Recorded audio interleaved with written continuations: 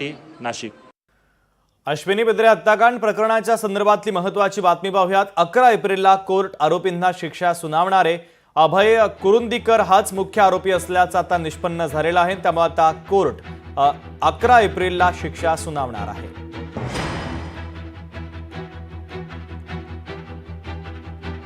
दरम्यान हे प्रकरण नेमकं काय आहे आपण पाहूयात। 11 एप्रिल 2016 मध्ये बिद्रे यांची हत्या करण्यात आली। तत्कालीन पोलीस निरीक्षक अभय कुरुंदकरांवर हत्येचा आरोप आहे। मृतदेहाचे तुकडे करून वसई खाडीत फेकल्याचा आरोप आहे। हत्येप्रकरणी अभय कुरुंदकर यांच्यासह 5 जणांना अटक करण्यात आली।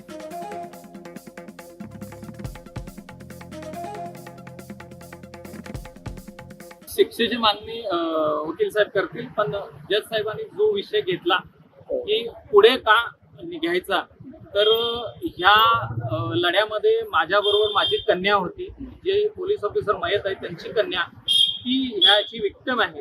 त्यांनी ऐकावं, त्यांचं म्हणणं ऐकून घ्यावं असं कोर्टाचं म्हणणं आहे की मला त्यांचं म्हणणं ऐकून घ्यावं आणि त्यांची म्हणजे मयतांची आई नाही आहे, त्यांचे वडील हे 2 आज नव्हते, ती वयोमानामुळे आणि शिक्षणामुळे आली नव्हती, ती हजर करावी, त्यांनी मागणी करावी।